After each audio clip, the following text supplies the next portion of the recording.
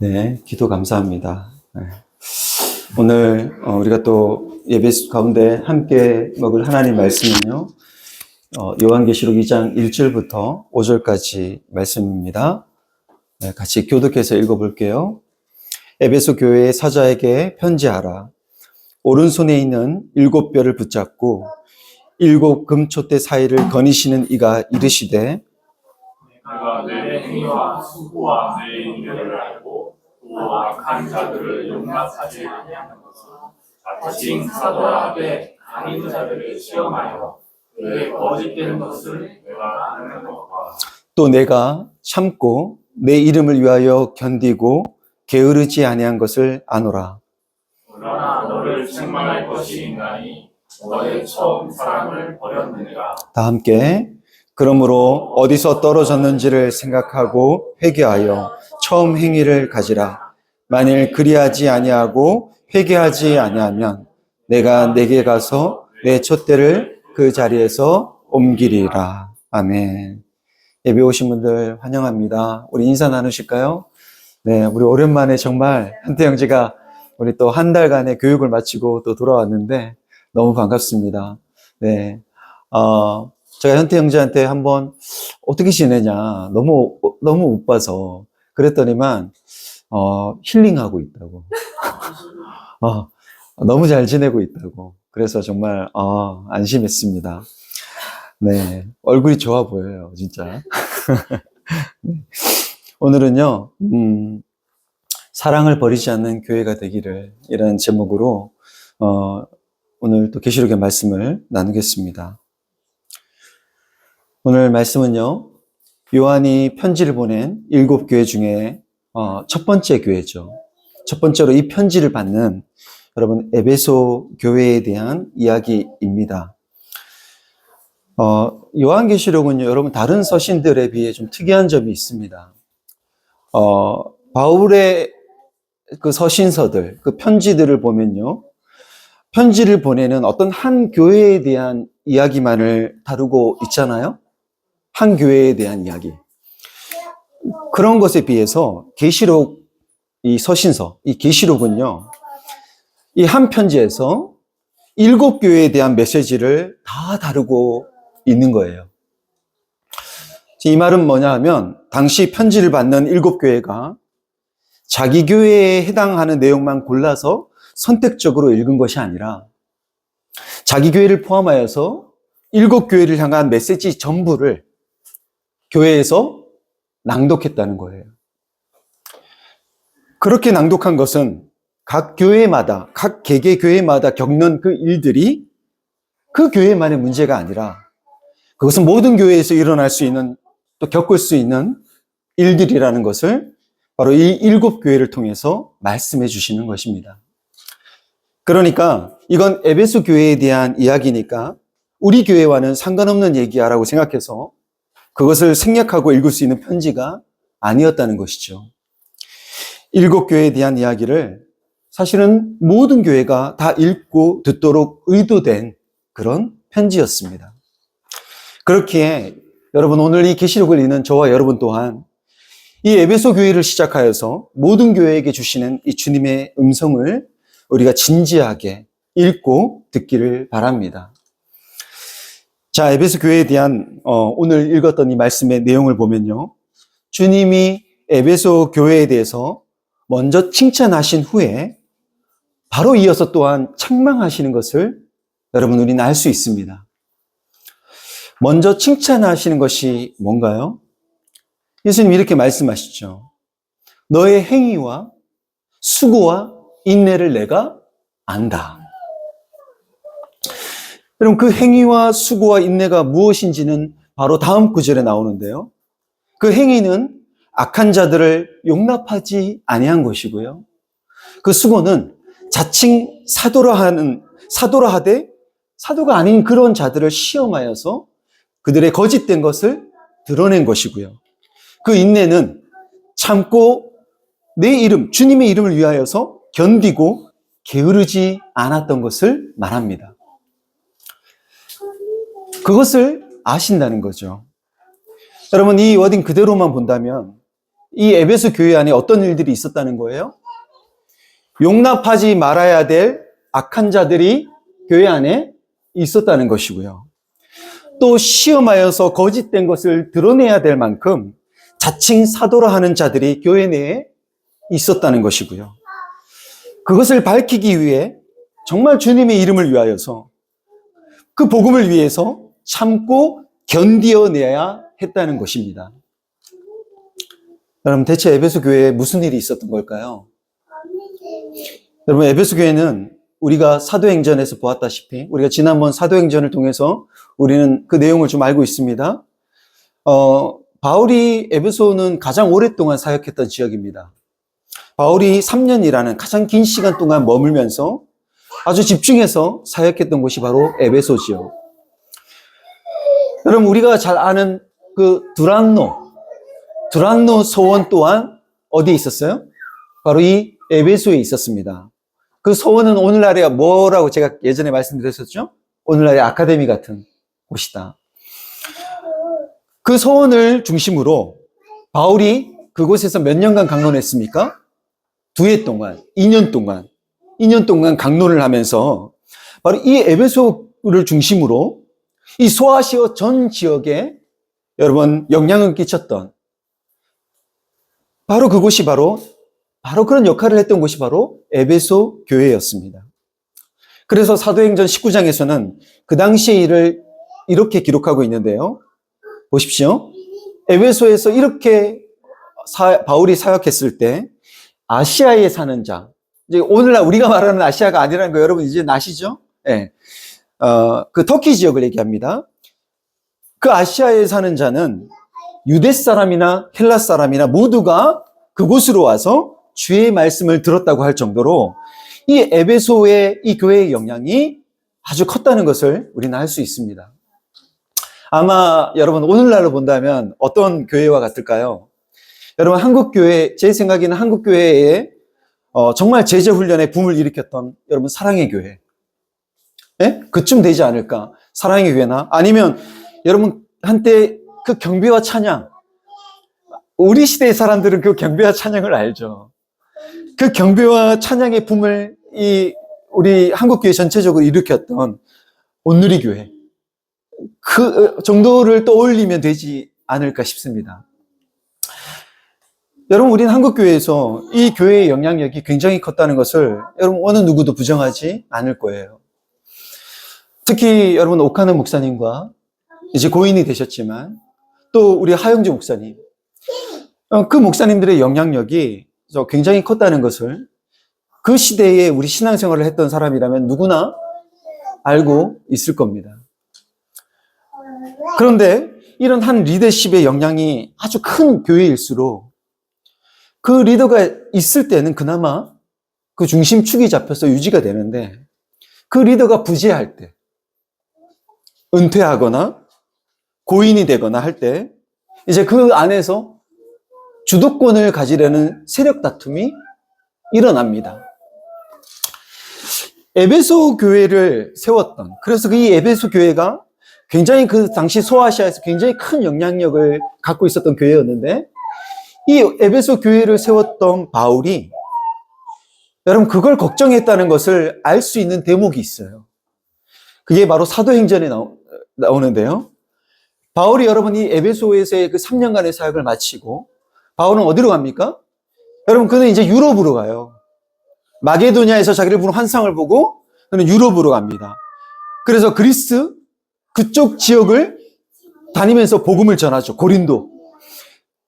근데 거기서 그렇게 유럽에서 사역을 하다가 예루살렘 교회가 어려워졌다는 얘기를 들어요. 기근과 지진과 그런 일들로. 그래서 예루살렘 교회를 돕기 위해 그가 급히 예루살렘으로 급히 갑니다. 급히 가는 길에 어디를 거쳐서 가게 되냐면 이 소아시아, 아시아를 거쳐서 가게 되거든요. 그런데 그는 이 아시아에서 예루살렘으로 가는 것이 너무 급한 일이라 아시아에서 지체하지 않으려고 그러려고 어떻게 하냐면 에베소를 지나쳐요. 들리지 않습니다. 그리고 배를 타기 위해 바로 예루살렘으로 가기 위해 그가 갔던 곳은 밀레도예요. 이 밀레도는 에베소에서 그리 멀지 않은 곳입니다. 그런데 바울이요, 그 밀레도에서 갑자기 여러분 그 지나쳐왔던 그 에베소, 그 에베소에 사람을 보냅니다. 그 에베소에 사람을 보내서 그 교회 장로들에게 자기가 있는 밀레도에 와달라고 부탁을 해요. 이 밀레도로 좀 와주십시오. 부탁을 해요. 요청을 합니다. 왜냐하면, 자, 이제 바울의 생각에는 이제 내가 이 밀레도에서 배를 타고 이제 이 아시아를 떠나게 되면, 예루살렘으로 가면 다시는 이 에베소 교인들과 얼굴을 맞댈 일이 없을 것 같은 거예요. 이제 다시 보게 될 날이 없을 것 같은 거죠. 바울의 생각에. 그래서 어떻게 하냐면 자기가 그렇게 3년 동안 수고하고 함께 동고동락하고 그곳에서 너무 복음을 전했던 그 에베소 교인들이 얼마나 그리웠겠습니까? 그래서 장로들을 밀레도로 부른 겁니다. 정말 마지막이라는 심정으로 불렀겠죠. 이제 다시는 얼굴을 볼 수 없을 것 같으니. 그래서 장로들이 왔을 때, 자, 이제 이게 마지막일 수 있다는 생각이 드니까 바울이 어떤 말을 했겠어요? 거의 마지막 유언과 같은 말. 정말 에베소 교회를 향하여서 정말 자기가 꼭 하고 싶은 가장 중요한 말을 하지 않았겠습니까? 그때 바울이 장로들을 밀레도로 불러놓고 다음과 같은 얘기를 합니다. 사도행전 20장에 이렇게 이야기합니다. 여러분은 자기 자신을 잘 살피고 양떼를 잘 보살피십시오. 성령이 여러분을 양떼 가운데에 감독으로 세우셔서 하나님께서 자기 아들의 피로 사신 교회를 돌보게 하셨습니다.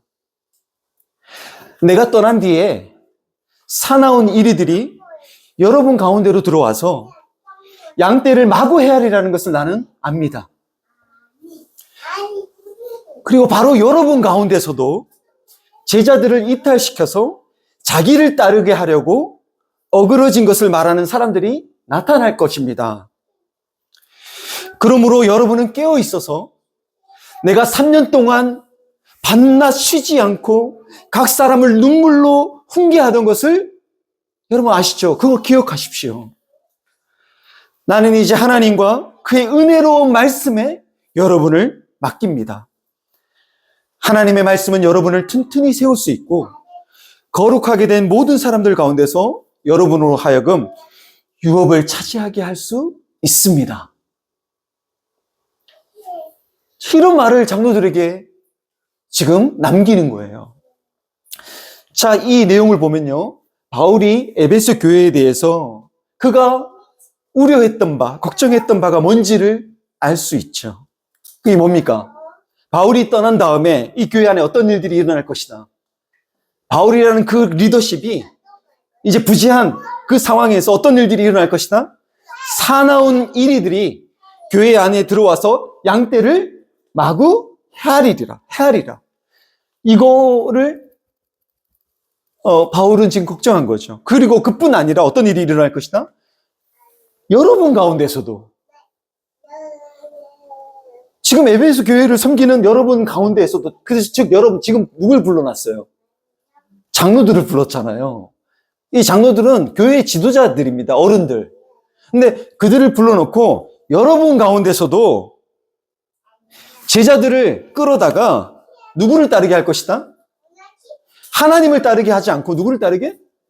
자기를 따르게 하는 일들이 교회 안에서 일어날 거라는 거예요. 나타날 거라는 거죠. 장로는 그 에베소 교회의 지도자들입니다. 그 교회의 일원이에요. 근데 그들이, 성도들이 하나님을 따르게 하려는 것이 아니라 자기를 따르게 하려고 한다는 것이죠. 그러니까 바울이 예견한 이 에베소 교회가 처하게 될 가장 그 위험했던 일, 그가 우려했던 일은 바울이라는 리더십이 떠났을 때 에베소 교회가 갖고 있는 그 영향력을 이용해서 자신의 사리사욕을 채우며 자신을 따르게 하려는 그 지도자들이 나타나서 교회를 상하게 할 것임을 바울은 알고 걱정한 것입니다. 그래서 그들을 불러서 그런 유혹에 그들이 빠지지 않도록 하기 위해 미리 그들을 불러서 당부하면서 깨어 있으라고 경고하는 것이죠. 근데 바울의 그런 예견처럼 여러분, 실제 에베소 교회는 오늘 우리가 읽었던 이 계시록의 말씀처럼 어떤 일들이 일어났어요? 사나운 이리처럼 들어왔던 그 악한 자들. 여러분, 그들은 주로 누굽니까? 늘 바울이 세웠던 이방 교회 안에 조용히 들어오거나 몰래 들어와서 괴롭혔던 이들이 누구예요? 유대인들이죠. 유대주의 그리스도인들. 여러분, 그들이 계속 괴롭히잖아요. 그리고 그들 혼란케 합니다. 예? 그런 자들과 또 교회 내부의 장로들 중에서도 자신을 자칭 사도라 칭하면서 성도들을 자기 편으로 만들어서 그 실권을 지려는 이들로 인해서 이 에베소 교회는 몸살을 앓았던 것 같습니다. 여러분, 근데 교회가 이런 일들을 겪으면요, 이게 정말 힘든 일 아닙니까? 이게 너무너무 고통스러운 일이거든요. 여러분, 사랑의 교회가 이제 옥하는 목사님이 돌아가시면서요, 그 후임으로 온 목사로 인해서 얼마나 많은 성도들이 상처를 받았는지 몰라요. 여러분 혹시 아실지 모르겠는데, 사랑의 교회는 정말 전국에서 많은 사람들이 서울을 가면 꼭 한번 가는 곳이 어디예요? 사랑의 교회예요. 역사도 오래됐고요. 근데 이제 그 교회가 이제 이 새로운 후임 목사가 이거 너무 좁다. 새 시대에 새 교회가 필요하다. 그래서 성전을 짓자 해서 의리의리한, 정말 이게 교회 말도 안 되는 의리의리한 건물을 지었습니다. 근데 여러분, 그 과정에서 불법이잖아요. 그 과정에서 불법이 있었지만, 그리고 후임 목사의 그 논문이나 과거의 이력이 과장되어 있거나 확인되지 않은 거짓으로 드러나면서 여러분, 성도들 간에 싸움이 일어났어요. 그러니까 예전 그대로의 그 사랑의 교회를, 그 옥하네 목사님이 계셨던 그때 그 사랑의 교회를 지키려던 분들은요, 정말 눈물을 뿌리면서 어떻게든 교회를 지켜내려고 했지만, 여러분, 지켜내지 아무 못한 걸로 저는 알아요. 이게 그만큼 어려운 겁니다. 그러니까 제가 얼마 전에 본 사랑의 교회에 대한 소식으로는 지금도 싸움이 계속되고 현재 진행 중인 것 같더라고요. 그 성도님들이 굉장히 마음 아파하면서. 근데 이게요, 너무 거대해요. 이 세력이 너무 거대해요. 순전하게 그걸 지키려고 하는 이분들이 이게 쉽지 않습니다.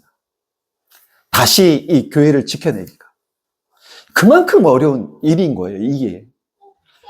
그런데 그 어려움, 근데 사랑의 교회는 어떤 교회예요? 제자훈련. 정말 제자훈련하면 사랑의 교회 아닙니까? 그렇게 제자훈련을 시켰던 그 사랑의 교회가 이렇게 됐다고요. 그 사랑의 교회도 못 해낸 이 어려운 걸, 여러분, 에베소 교회는 이걸 해낸 거예요.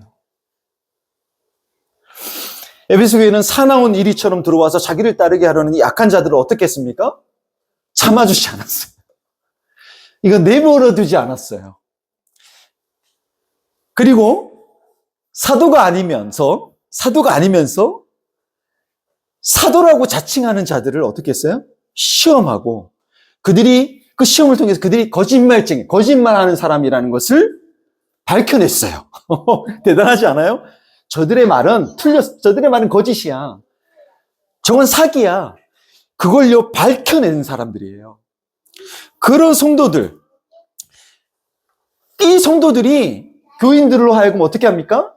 그런 자칭 사도를 하는 자들에게 미혹당하지 않게 한 거예요. 그걸 막아낸 겁니다. 근데 이 과정은 정말 어렵고 힘든 일이거든요. 지금 사랑의 교회 성도들도 너무너무 괴롭고 힘들어할 정도로. 그런데 이 일을 하는 데 있어서 한 번도 이 에베소 교회의 성도들은 낙심한 적이 있다 없다? 낙심한 적이 없대요. 낙심한 적이 없고, 그리고 이들이 낙심하지 않았던 건 바로 이것이 누구를 위한 것이다. 주님의 이름을 위해. 그 예수의 이름을 위해 우리가 하는 것이기에 이 과정을 참고 견디어낸 교회였다는 거죠. 자, 여기까지만 들어보더라도 여러분 이 에베소 교회가 얼마나 대단한 교회입니까? 얼마나 훌륭한 교회예요. 사실 이렇게 지켜내는 거 결코 쉽지 않거든요. 여러분, 많은 교회, 많은 성도들에게 영향력을 끼치고 있는 교회 안에 어떤 유력한 장로, 지도자, 목사에게 맞선다는 거. 그런 자들에게, 그 권력을 갖고 있는 그런 사람들에게 맞서서 그들이 참 지도자가 아님을 밝혀낸다는 거. 여러분, 이거 쉽지 않다는 거 우리의 경험을 통해서도 우리는 알고 있죠. 되게 여러분 이런 걸 밝히는 이 과정에서 되게 교회는 어떻게 됩니까? 예? 찢어져요. 나뉘어집니다. 여러분도 잘 알고 계시는 삼일교회. 뭐 이름을 얘기해도 될 것 같아요. 이분은 뭐 우리가 경계해야 되는 분이어서 삼일교회 전병욱 목사. 여러분, 이분은 교회 안에 그 여신도들을 성추행했죠. 자기는 아니라고 굳고 부인하고 그걸 비호하는 세력들도 있지만, 여러분 그 삼일교회는 그걸로 인해 얼마나 큰 어려움을 겪었습니까? 근데 성도들이 그걸 밝혀냈어요. 그리고 그 목사를 교회에서 내쫓았죠.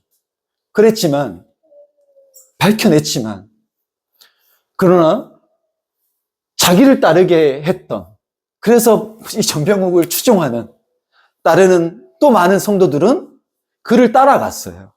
그래서 세운 교회가 홍대 새교회입니다. 지금도 버젓이 그 교회에서 전병욱 목사는 목사로서 열심히 떳떳하게 하고 있죠.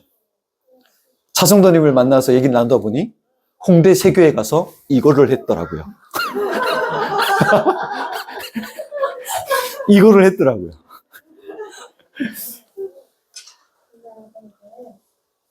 여러분, 이게 참 어려운 일입니다.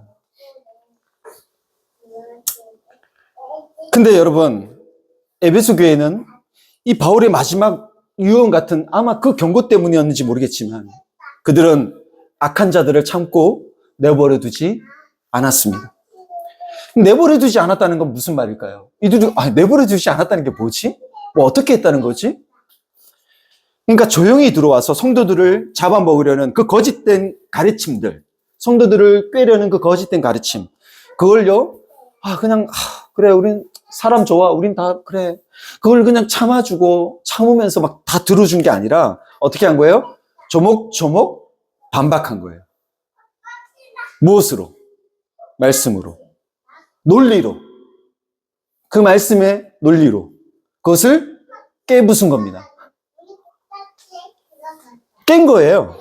그러니 얼마나 이 에베소 성도들이 말씀에 대한 지식으로 얼마나 무장했겠어요.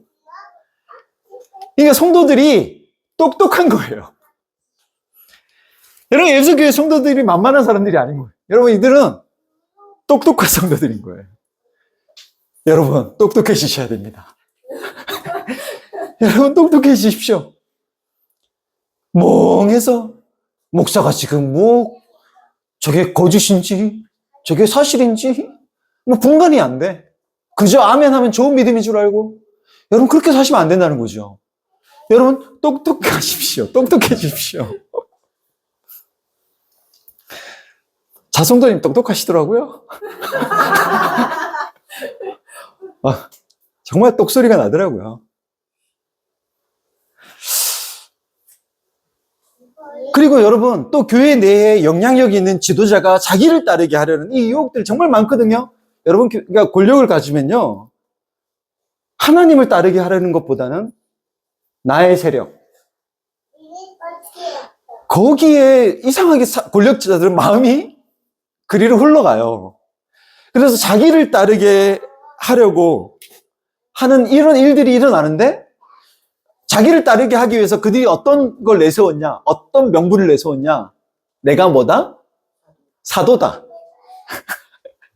나도 사도다.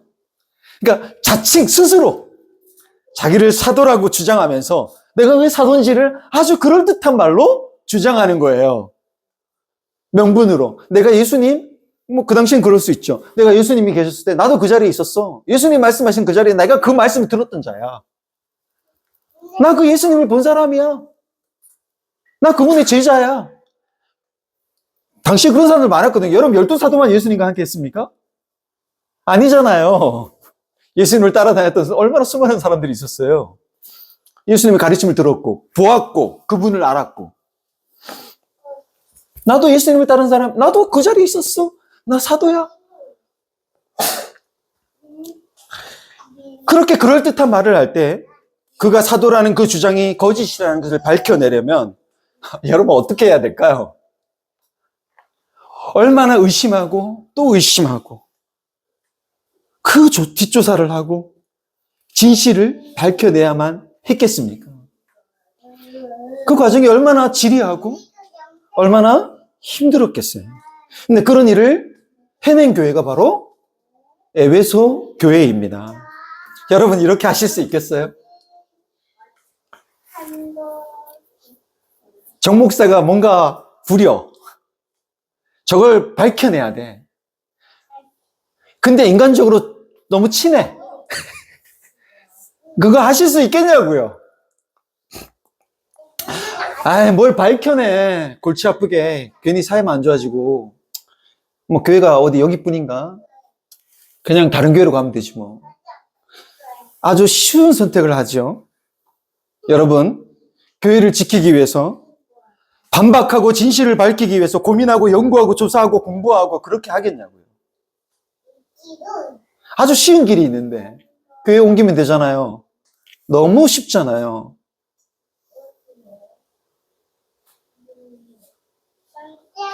에베소 교회는 교회를 지켜내기 위해서 여러분 그들은 어려운 길을 갔습니다. 그러니까 이게 여러분 주님께로부터 칭찬받을 만해요, 안 해요? 받을 만하죠. 그래서 주님이 뭐라 얘기하시는 거예요? 내가 너희의 그 수고와 인내와 그것을 내가 안다. 내가 안다. 내가 아노라. 그렇게 말씀하십니다. 아신다는 건 내가 인정한다는 거예요. 제가 참 이 말씀을 보면서 아, 그래. 정말 교회가 위기 속에 있을 때, 어려움을 당할 때 대한교회를, 새로운 교회를 세우기 위해서 떠난 분들, 물론 그분들도 그런 결정을 하는 것도 어렵죠. 그러나 그분들만 대단한 것이 아니라 어쩌면 정말 그 어려웠고 힘든 그 교회에 남아서 그 교회를 지키려는 분들이 정말 대단한 것일 수 있겠다. 그런 마음이 들더라고요. 그러니 참 우리가 함부로 비판할 일이 아닌 겁니다. 왜 그런 교회에 남았어? 왜 그런 교회에 남았어?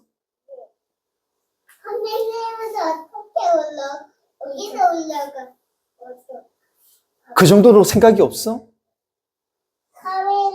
그렇게 함부로 비판할 일이 아닌 거죠.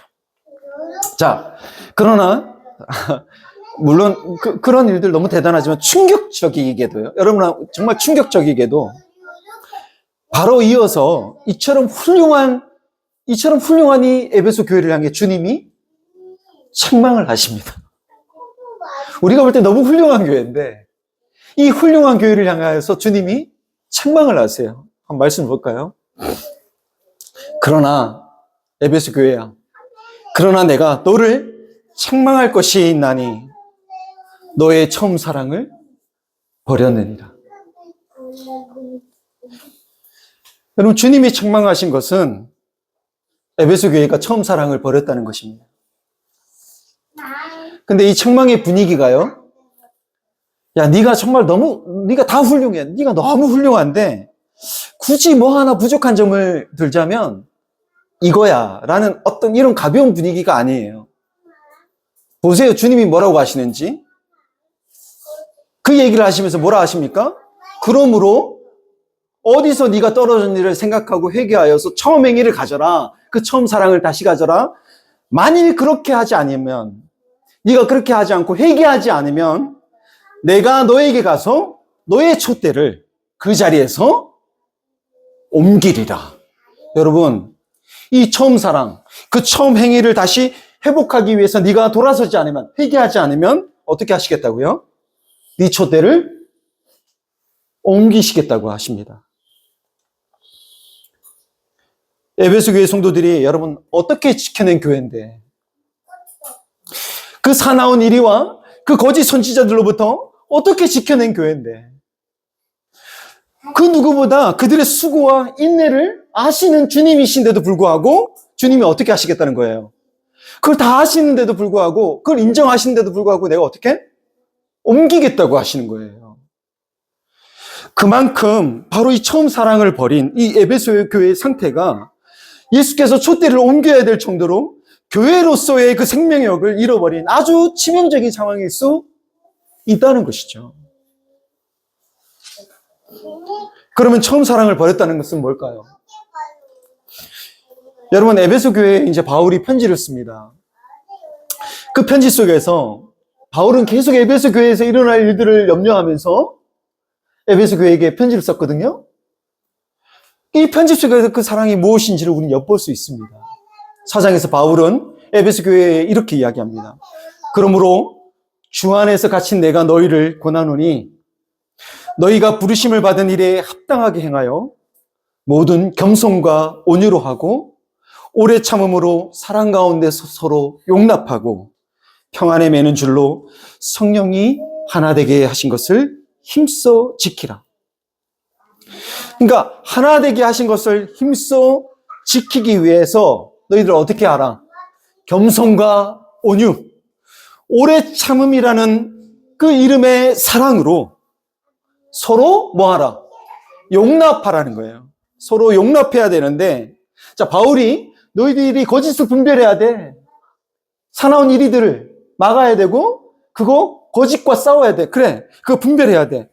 그러나 그것과 더불어 뭐도 해야 된다? 이건 역시 겸손과 온유로 오래 참음이라는 이 사랑으로 서로 뭐 하는 거? 서로를 용납하는 거. 이것도 바울이 지금 이 에베소에 보내는 편지를 통해 계속 뭐 하고 있는 거예요? 당부하는 거예요. 그런데 에베소 교회는 계시록에서 주님이 그렇게 에베소 교회를 책망하시는 것을 봤을 때 용납하지 못하게 된 겁니다. 용납하지 못하게 된 겁니다. 거짓 선지자를 의심하며 분별하기 위해서 열심히 그들이 연구하고 공부하고, 왜냐하면 잘 판단해야 되니까. 그래서 판단을 내렸던 그들의 그 열심이 도리어 서로를 용납하는 사랑으로부터 그들을 어떻게? 멀어지게 하는 결과를 낳았어요. 처음에는 거짓을 분별하기 위해 했던 그 열심과 수고였어요. 그러나 그렇기 때문에 그것이 여러분 잘못된 것이었습니까? 아니었어요. 잘못된 것이 아니었어요. 그것은 교회를 교회답게 하기 위해서 필요한 것이었습니다. 그 분별은. 그런데 어느새 교회를 지켜낸 그들의 열심이 어느새 의가 되어서 그렇게 판단할 수 있는 지식과 그 열심이 없는 사람에 대해 혀를 차는 거예요. 그들의 믿음과 신앙을 이제 평가하는 칼이 된 겁니다. 여러분, 내 판단이 맞고 내가 옳다는 생각에 내가 가득 차 있으면 사람을 어떻게 대하게 됩니까? 내가 옳아, 내가 맞아, 내가 하는 이게 성경이 말하는 게 나는 맞다고 생각해. 그럼 사람을 어떻게 대하게 되죠? 거기에서 조금 어긋난, 좀 부족한, 모자란 그런 사람들을 보면 어떻게 대합니까? 그건 아니지. 그건 아니지. 너 틀렸어. 그건 틀린 거야. 그렇게 어떻게 하게 돼요? 찍어버려요. 그건 아니지. 뭐 좀 내가 난 이런 것 같아. 그건 아니지. 틀렸어. 정죄합니다. 상대가 틀렸고 내 생각이 합리적이고 또 성경적이고 이게 맞아, 이게 옳아. 그렇게 생각하면 모자란 사람들을 용납하기보다는 지적하고요. 판단하고 그들을 어떻게든 가르쳐서 어떻게 저 사람들을 어떻게 해야 된다?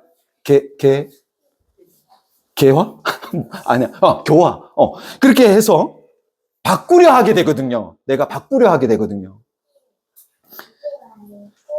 물론 그들이 갖고 있는 그 논리와 합리적인 판단 역시 중요할 수 있지만, 그러나 여러분, 서로를 용납하는 사랑 또한 중요하거든요.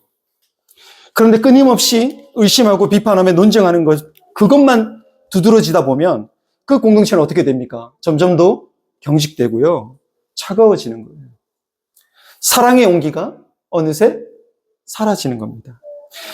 바울은요, 마치 그것을 예상한 듯 이처럼 하나 되기를 힘쓰라고 계속 이 에베소 교회를 향해서 강조하면서 모든 겸손과 온유로 해라. 겸손과 온유로 해라. 그리고 오래 참음이라는 이 이름의 사랑으로 서로를 용납해라. 그렇게 당부하는 겁니다. 그런데 에베소 교회는 그들의 날카로운 지성과 합리적인 그 논리로 비판하고 판단하는 그 태도를 그들은 놓을 수 없었던 것 같아요. 그래서 계시록에서 이렇게 그들을 책망하는 것 같아요. 그들은 그걸 놓을 수 없었던 것 같아요. 왜냐하면 자신들이 그렇게 애쓰고 공부하고 연구하고 조사하고 그래서 거짓을 밝혀냄으로써 뭐 했던 거예요? 교회를 지켜냈다는 생각이 그들 안에 있는 거예요. 우리가 그렇게 해서 교회를 지켜냈다. 성도들이 올바른 길을 선택할 수 있도록 했다. 그 열심이 있었기 때문에 교회를 지켜냈다는 이 생각에 그들이 가득 그 생각이 사로잡혀 있었고 그게 강했기 때문에 그걸 놓기가 쉽지 않은 거예요. 이게 점점 더 발전하면 어떻게 갑니까? 그때 나의 그 열심으로 교회를 지켜낸 거야. 이 마음까지 가는 거예요. 그때 내가 그렇게 했기 때문에 교회를 지켜낸 거야. 그렇게 했기 때문에. 그래서 계속 그렇게 해야 해. 그렇게 가야 돼. 교회를 지켜내려면. 에베소 교회도 이 마음이 있었던 것 같아요. 여러분, 이게 사람이 한번 그 경험을 하면요. 그 경험이 마치 불변하는, 마치 그게 뭐 건드릴 수 없는 어떤 하나의 영역이 돼서요. 끝까지 그걸 고집합니다. 에베소 교회가 막 이런 마음이 있었던 것 같아요. 그래서 오늘 계시록에서 에베소 교회에 말씀하시는 주님이 어떤 분이신지 그 주님을 소개하거든요. 계시록을 보면요. 각 교회들마다 1장에서 나왔던 우리가 지난번 살펴봤을 1장에서 주님의 다양한 모습이 나오잖아요. 근데 그 주님의 이미지를 각 교회들마다 매칭해요. 그 주님의 모습 하나하나를 그 교회에 만든 주님의 모습을 끌어서 하나하나 매칭하거든요. 근데 자, 이 에베소 교회를 향해서 주님에 대해 소개할 때 그 여러 가지 주님의 모습 중에 에베소 교회에 소개하는 이 주님의 모습이 되게 의미심장합니다.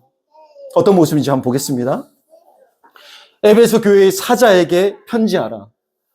오른손에 있는 7뼈를 붙잡고 7 금초대 사이를 거니시는 이가 이르시되. 이렇게 이 주님의 이것을 이 7별과 7 금초대 사이를 거니시는 그 주님의 모습으로 에베소 교회에게 얘기합니다. 소개합니다. 그분이 너희에게, 바로 이분이 너희에게 지금 말씀하신다. 자, 7별과 우리가 7 금초대가 말하는 게 뭐라고 했습니까? 지난주에. 7별과 7 금초대는 뭐다? 교회라고요. 교회. 그 교회를 강한 오른손으로 붙잡고 계시며 그 사이를 거니시면서 지키시는, 돌보시는 분이 누구라고요? 주님이시라고요. 에베소 교회는 자신들의 그 판단과 비판과 합리적인 그 의심으로 우린 교회를 지켜낸 거라고 생각하겠지만 그 교회를 향해서 지금 뭐라 얘기했냐면 그 교회를 지키시는 분은 그 교회를 지금도 강한 손으로 붙들고 계시며 그 교회 가운데 임재하셔서 그 교회를 지키고 계시는 주님이시라고 아주 단호하게 말하고 있는 겁니다. 그런 사나운 이리와 거짓 선지자들이 교회를 상하게 하는데도 불구하고 교회를 끝까지 교회되게 하는 것은 우리를 사랑하사 십자가에서 죽으신 바로 그 예수 그리스도께 달려있다는 것이죠. 아닌데요? 내가 나의 열심과 헌신으로 지켜낸 건데요.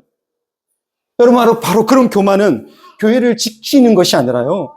교회를 망가뜨리고 결국은 촛대를 옮기게 할 뿐입니다.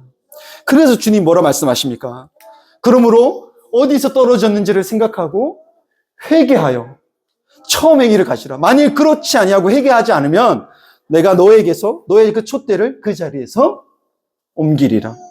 주님은 그런 에베소 교회를 향해서 어디서부터 잘못된 걸까? 어디에서부터 빗나가기 시작한 것일까를 뭐하라?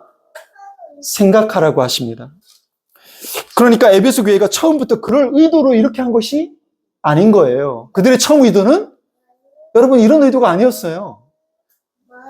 그들의 그 열심과 그들이 그 분별하기 위한 그 노력들이 헛된 것은 아닌 거예요. 여러분 아닌 겁니다. 말씀을 연구하면서 그 분별의 칼날이 예리해진 것도 문제는 아니었어요. 왜? 주님이 그들의 그 열심을 어떻게 합니까? 문제 삼지 않으세요. 그들의 인내와 수고를 안다고 하십니다. 그걸 인정하십니다.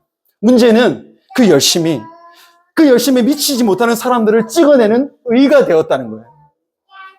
그 열심이 도리어. 그러니까 이와 같은 사람이 대표적인 사람이 누굽니까? 바리새인들이죠. 바리새인들은 그 율법을 지키려는 그 열심에 있어서는 그 누구에게도 뒤지지 않는 사람들이잖아요. 그래서 그들은 이스라엘 생에서 가장 존경받는 그룹들이었습니다. 그러나 그들의 그 열심에 미치지 못하는 그 세리와 죄인들, 그들을 어떻게 합니까? 그들의 그 열심이 그들을 용납하지 못하게 했어요. 왜요? 정작 율법의 본질인 사랑을 그들이 놓쳤기 때문입니다. 그걸 놓친 거예요. 주님은 바리새인들에게 복음서를 보면 계속 그것을 지적하신 것이거든요, 사실. 여러분, 우리는 어떤가요? 처음 분명히 우리는 나는 죄인입니다. 주님, 나는 죄인입니다. 그런 고백에서 우리는 시작했는데 어느 순간 그 의인의 자리에 서 있지 않은지. 바울이 밀레도에서 에베소 장로들에게 뭐라 얘기하냐면 내가 당신들을 이 성도들을 교회를 당신들의 리더십에 맡긴다고 얘기하지 않아요. 당신들의 손에 맡깁니다라고 얘기하지 않습니다. 무엇에 맡긴다고 해요? 하나님과 그 은혜로운 말씀에, 그 말씀에 맡깁니다. 그렇게 말한 것처럼 그 말씀이 여러분 우리를 계속 사랑이라는 그 목적으로 우리를 이끌어 가도록 여러분 저와 여러분도 그 말씀에 우리를 맡겨야 하는데 어느 순간 나 자신도 모르는 사이 날카로운 지식과 판단, 내가 아는 것들, 사실 그게 뭐 그렇게 대단하고 뭐 그렇게 그것이 하나님 앞에서 자랑할 만한 것이겠습니까? 그러나 그것을 붙들고 그것을 맞다고 그것을 따르고 있지는 않은 주요. 하나님 말씀, 그 말씀이 나를 인도하도록, 그 말씀이 나를 주관하도록 하기보다 말씀? 나 다 알아. 말씀 내용 다 알아. 그러면서 말씀을 보지 않아요. 말씀을 보지 않습니다. 오늘 직접 나에게 하시는 그 말씀을 보지 않습니다. 그러면서 스스로 나 아는데 하나님 말씀? 그러면서 결정하는 모든 것들은 사실은 하나님 말씀이기보다는 내 안의 욕망과 내 안의 어떤 그 판단과 생각으로 사실은 결정하는 일들인데 우리가 어쩌면 그것을 놓치고 있지는 않은지를 우리 한번 생각해 봐야 됩니다. 분명히 여러분 대단히 합리적이고 옳고 그름에 대한 논리, 반박할 수 없을 만큼 예리한데도 사실 여러분 거기에 많은 사람들이 배이거든요. 여러분 부부 사이도요. 내 기준과 열심에 미치지 못했을 때 서로를 용납하지 못한다면요. 그 가정은 깨지는 위기에 놓일 수 있습니다.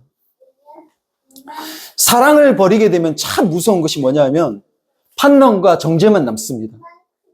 우린 정말 판단하기 쉬운 사람들이에요. 난 옳고 넌 틀렸다는 생각에 강하게 사로잡히게 되면요. 같이 살기 어려워요. 교회가 깨지는 것처럼 가정도 그렇게 깨질 수 있습니다. 서로 다른 둘이, 서로 정말 다른 둘이 한 집에서 평생을 사는 것은 요즘 제가 드는 생각인데 정말 미친 짓이라고 생각해요. 야, 이게 정말, 이게 제정신인가? 서로 다른 둘이 평생을 같이 산다고? 야, 이거 정말 미친 짓이구나. 그러니까 이 얘기를, 이렇게 꼬아서 듣지 마세요. 이 얘기는 뭐냐 하면, 이건 기적 같은 일이라는 거예요. 기적 같은 일이라고요. 그렇게 같이 살 수 있는 것은 겸손과 온유와 오래 참음이라는 사랑이 있어야 같이 한 집에서 살 수 있는 것이거든요. 이 기적 같은 일을 가능하게 하는 것이 바로 서로를 용납하고 받아들이는 사랑 때문이거든요. 제가 젊었을 때 아내가 이제 제 팔을 베고 그때는 이렇게 막 팔베개도 해주잖아요. 그래, 자. 이렇게. 그럼 또 이렇게 또 팔베개를 또 하고 자잖아요. 예? 그러면은 다음날 일어나면 어떻게 될까요? 팔이 욱신욱신거리고 막 너무 아프거든요? 되게 불편한 거예요, 사실은 그렇게 자는 게. 그러면 아내는 그렇게 자는 게 편할까요? 아니요? 아니, 편한 베개 놔두고 왜 팔베개를 하고 자? 그것도 불편하긴 마찬가지거든요? 그런데, 그러니까 효율성으로만 본다면. 그러니까, 이게 팔베개는 엄청 비효율적인 거예요, 이건. 근데 왜 그렇게 하죠? 효율보다 합리보다 아픈데, 힘든데도 나를 그가 받아주고, 내가 그에게 받아들여지고 있다는 그 사랑을 느끼잖아요. 그 사랑이 한 집에서 같이 살게 하는 동력이 되거든요. 그게. 여러분, 솔직히 한번 말씀해 보세요, 여러분. 여러분, 받아주니까 같이 사는 거 아닙니까? 받아주니까. 내가 받아들여짐을 경험하고 있으니까 사는 거잖아요. 교회는 뭐 다르겠습니까? 효율을 따지고 합리를 따르는 똑똑한 사람들로만 교회가 가득해 보십시오. 되게 개혁적인 교회에 주로 그런 분들이 많이 모여요. 왜냐하면 그분들 의식이 있거든. 그래서 좀 개혁적인 교회를 가면 좀 그런 분들이 많아요. 저희가 소속되어 있는 느헤미야가 그런 곳일 수 있습니다. 예. 뭐 이건 저는 그렇다고 생각이 들어요. 차성도님과 얘기를 좀 나누다 보니까 차성도님도 사실 되게 개혁적인 그런 어떤 단체에서 일을 하셨었고 그 속에 이미 몸을 담고 있었고 건자견이라는 곳에서 건강한 작은 교회 연합 거기서 정말 그 교회 개혁되기를 바라고 소망하는 마음으로 정말 일하셨던 분이죠. 근데 그런 비판 의식으로 개혁을 부르시는 교회들을 많이 보신 거예요. 많이 만났고. 그런데 그 가운데 공통적인 문제가 있더랍니다. 분명히 이게 맞아라고 생각해 모인 분들인데 그 교회 분들이 느끼는 게 뭐냐면 우리 왜 이렇게 차갑지?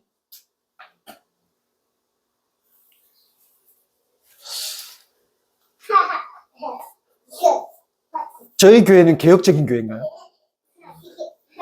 아니에요? 너무 또 그렇게 네? 그러니까 이렇게 하는 게 맞아? 틀린 거 아니야? 그런 비판적인 시각과 문제의식으로 가득 차 있기 때문에 어쩌면 차가운 거예요.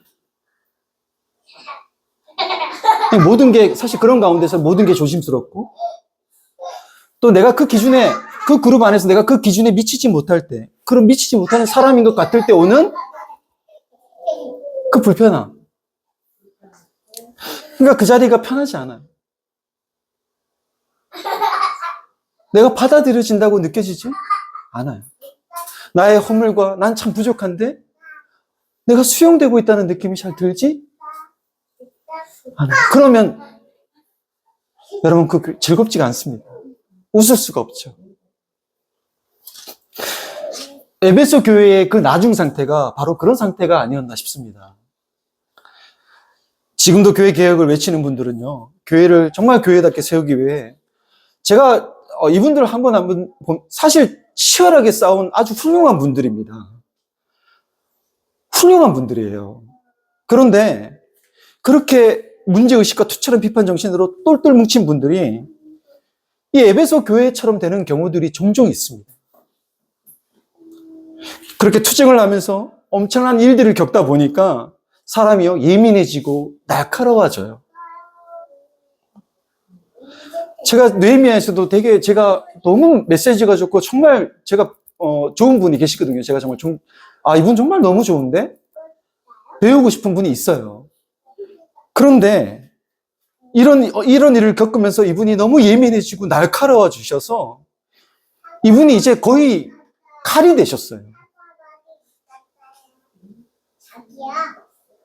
정말 그걸 보면 안타깝습니다. 진리를 지키겠다고 칼이 되어서 쳐냈는데 이제 칼을 그러면 칼집에 그런 순간이 필요하죠. 그럴 때가 필요하잖아요, 사실. 그러면 이제 칼집에 칼을 집어넣어야 되는데 계속 칼을 갈고 있는 거예요.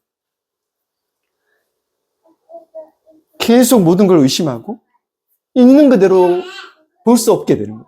있는 그대로 볼 수 없게 되는 거예요. 여러분, 옳고 그름에 대한 날선 비판은요, 필연적으로 사람을 정죄하게 만듭니다. 그게 좋은 의도든 어떤 의도든 간에 필연적으로 거기에는 정죄가 따라가요. 상대가 틀렸고 상대의 그 잘못된 주장을 그 지식과 그 논리로 그 상대가 반박하지 못하게 그렇게 막 해서 이겨먹을 수는 있겠지만 문제는 그렇게 하다 보면 사랑에서 멀어지게 됩니다. 사랑을 놓치게 되고 버리게 되는 거죠. 교리와 진리의 순수함을 해치지 않기 위해 싸우다가 그만 사랑을 다 놓치고 만 겁니다. 에베소 교회는 진리를 지키라는 그 어려운 싸움을 한 번도 낙심하지 않고 그들이 그렇게 한 번도 낙심하지 않을 정도로 그렇게 정말 그들이 했던 것처럼 그들은 사실 사랑을 지키라는 싸움도 해야만 했던 거예요. 주님은 이제 돌이켜서 그 사랑을 하라고 이 에베소 교회를 향하여서 말씀을 하고 계신 겁니다. 성도 여러분, 우리는 이런저런 이유로 어쩌면 에베소 교회처럼 날선 비판을 했던 사람이었을 것입니다. 그런 열심과 분별이 그 순간, 그 어떤 시점에서는 필요했을 것이고 그것 자체가 잘못된 것은 아닐 것입니다. 그러나 그렇게 하다 보니 어느새 판단하고 정죄하는 마음만 남고 어느 순간 내가 용납하는 그 사랑에서 멀어져 있다면 여러분, 저와 여러분도 회개해야 될 것입니다. 그것은 주님의 말씀에 우리 자신을 맡기는 것이 결코 아닙니다. 말씀은 언제나 우리를 사랑으로 향하게 합니다. 지식도, 여러분 분별도, 열심도 다 뭘 하기 위한 겁니까? 사랑을 하기 위한 것입니다. 하나님은 사랑이시기 때문이에요. 바라건대 우리의 처음 사랑이 나를 용납해 주신 그분의 사랑에서 시작되었음을 기억하고 그분의 그 십자가 사랑을 잊지 않고 그 사랑을 버리지 않기 위해 정말 힘쓰는 성도요 교회가 되기를 우리 주 예수 그리스도의 이름으로 축원합니다.